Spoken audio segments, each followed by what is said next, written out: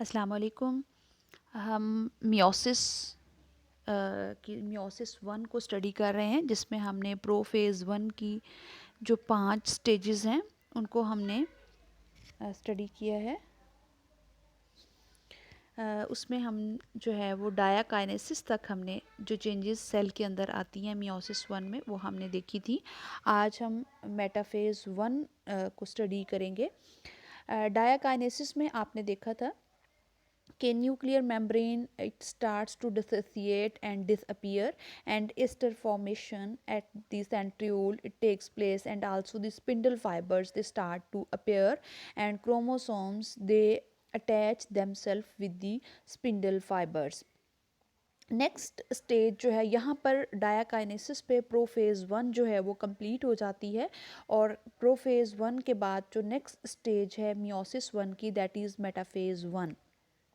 Metaphase one में बिल्कुल उसी तरह जैसे हमने माइटोसिस की मेटाफेज़ देखी थी, जिसमें हमने देखा था कि chromosomes they are aligned or they arranged on the equatorial plate, and nuclear membrane disorganises and spindle fibers originate and kinetochore fiber attached to the kinetochore of the homologous chromosome from each pole, and these bivalents they arrange themselves at the equatorial. Here you can see in this diagram that each bivalent it has attached to the chromosomal fibers in the equatorial plate. ठीक है, अब ये बिल्कुल देखें centre में इन्होंने अपने आप को अलाइन कर लिया है, अरेंज कर लिया है।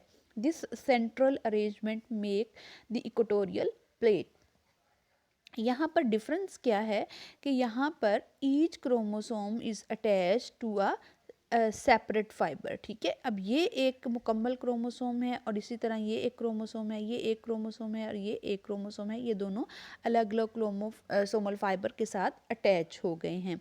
इसके अलावा यहाँ पर आपको जो है इनका एक्सचेंज ऑफ जेनेटिक मटेरियल जो है वो भी विजिबल है। अगर हम इसी डायग्राम को मैं आपको बड़ा करके दिखाऊं तो ये यहाँ पर बड़ा करके नज़र आ रहा है आपको। इसमें आप देखें कि एक्सचेंज ऑफ सेगमेंट जो है वो भी आपको क्लियरली विजिबल है। यहाँ पर इसका जो सेगमेंट है यहाँ पर ये ट्रांसफ़र हुआ है, और इसका जो सेगमेंट है वो यहाँ पर ट्रांसफ़र हुआ है, और यहाँ पर हर जो क्रोमोसोम है वो इसका स्पिंडल फाइबर जो है, जिसका काइनेटोकोर फाइबर जो है, इसके सेंट्रोमियर के साथ अटैच हुआ है दोनों साइडों से अलग अलग।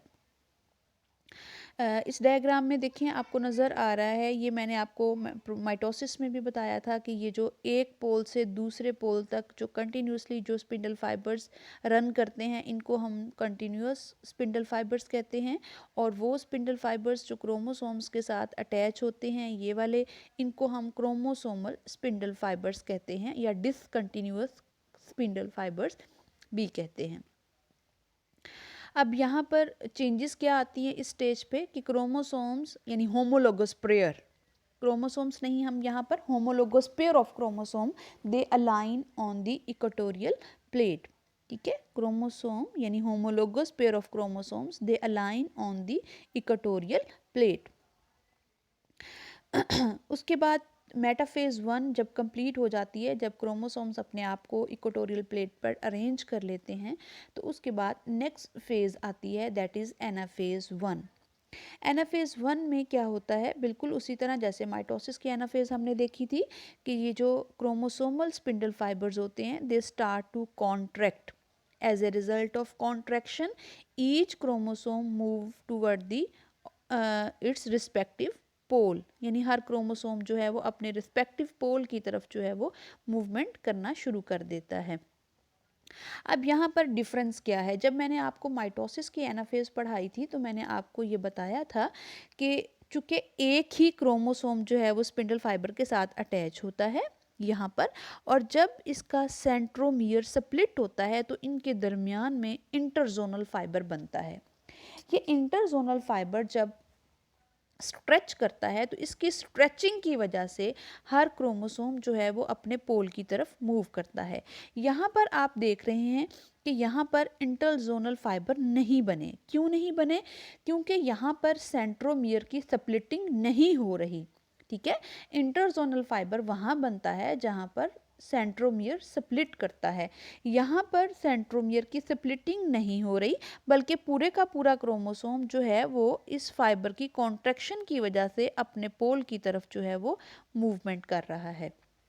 This is the difference between the anaphase of mitosis and anaphase 1 of the meiosis 1. तो यहाँ पर क्या है, एक तो स्पिंडल फाइबर्स कॉन्ट्रैक्ट कर रहे हैं, चेंजेस क्या हैं, spindle fibers are contracting, no splitting of the centromere, so no interzonal fibers are formed as in case of anaphase of mitosis, and one complete chromosome move toward each of its pole, and also interzonal fibers मैंने आपको बताया वहाँ बनते हैं जहाँ पर centromere की splitting होती है। अब यहाँ पर चूँकि सेंट्रोमियर की स्प्लिटिंग नहीं हो रही, इसलिए यहाँ पर इंटरजोनल फाइबर नहीं बनते हैं। इस डायग्राम में ये देखें, एक क्रोमोसोम जो है उसका सेंट्रोमियर स्प्लिट हो रहा है और उनके दरमियान में ये इंटरजोनल फाइबर बन रहा है। लेकिन इस डायग्राम में अगर आप देख रहे हैं तो यहाँ पर ये देखें, ये सॉरी, इसमें देखें माइटोसिस का ये मैंने आपको क्रोमोसोम जो बताया था, इसमें ये देखें एक ही क्रोमोसोम है और ये दोनों साइड से स्पिंडल फाइबर से अटैच है, और जब ये पीछे वाला जो स्पिंडल फाइबर है जब ये कॉन्ट्रैक्ट करेगा, ये दिस वन जब ये कॉन्ट्रैक्ट करेगा तो इनके दरमियान में ये इंटरजोनल फाइबर जो है ये बन जाता है। लेकिन यहाँ पर ऐसा नहीं होता। यानी अब एनाफेज 1 में आपने क्या चेंजेस देखी, आपने देखा chromosomes of the pair they separate out, no splitting of the centromere and no interzonal fibres are formed in anaphase 1 of the mitosis.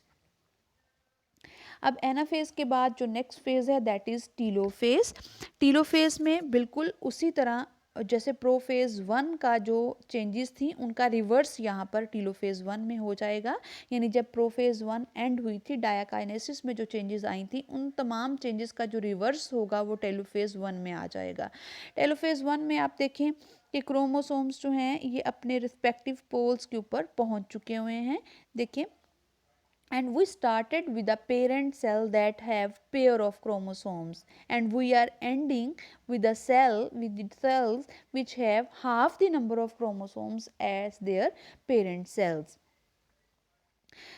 इसके साथ साथ देखें यहाँ पर जो न्यूक्लियर मेम्ब्रेन है, it again start to organized around the chromosomes. यहाँ पर सेल के नहीं बल्कि क्रोमोसोम्स के अराउंड जो है वो न्यूक्लियर मेम्ब्रेन भी बनना शुरू हो जाती है।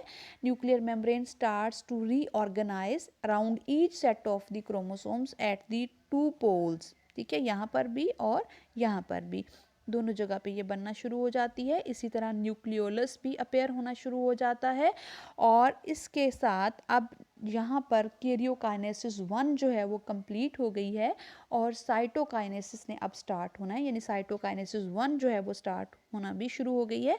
और साइटोकाइनेसिस में क्या होता है, as this is an animal cell, मैंने आपको ये एनिमल सेल शो करवाया है, तो इसकी जो सेल मेम्ब्रेन है that is the outer most layer of the animal cell।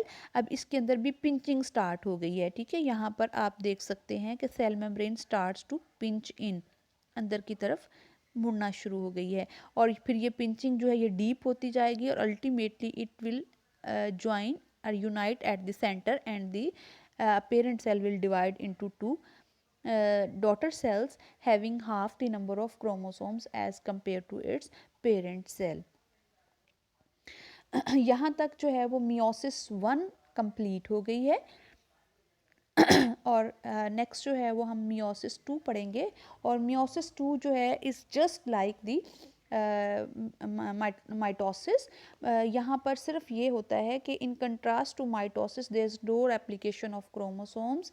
बिल्कुल जैसे मैंने आपको बताया था कि मियोसिस 1 कंप्लीट होने के बाद जब सेल मियोसिस 2 में एंटर होता है तो उसमें इंटरफेस जो होती है उसको इंटरकाइनेसिस बोलते हैं। इसलिए बोलते हैं कि सेल अपने आप को प्रिपेयर करता है फॉर नेक्स्ट डिवीजन, बट यहाँ पर एस फेज नहीं होती।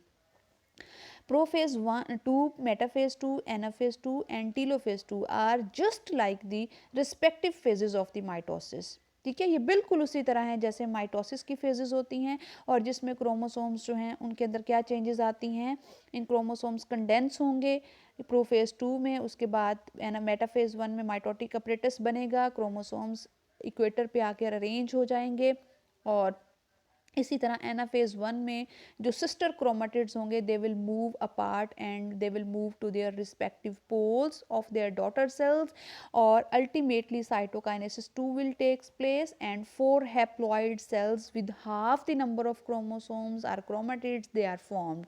ठीक है, अब यहाँ पर माइटोसिस और मियोसिस का जो मेन डिफरेंस है वो क्या है कि माइटोसिस के एंड पर एक पेरेंट सेल 2 डॉटर सेल में डिवाइड होता है, जबकि मियोसिस में मियोसिस 1 और 2 कंप्लीट होने के बाद एक पेरेंट सेल 4 डॉटर सेल में में डिवाइड हो जाता है। माइटोसिस में क्रोमोसोम नंबर डॉटर सेल के अंदर वही होता है जो उसके पेरेंट सेल में होता है, जबकि मियोसिस में जो डॉटर सेल का क्रोमोसोम नंबर होता है it remains half to that of the parent cell. तो यहाँ तक जो है मियोसिस 1 और मियोसिस 2 कंप्लीट हो जाती हैं। नेक्स्ट हमारा टॉपिक जो है वो इम्पोर्टेंस ऑफ माइटोसिस और मियोटिक एरर्स है, ये हम कल के लेक्चर में देखेंगे।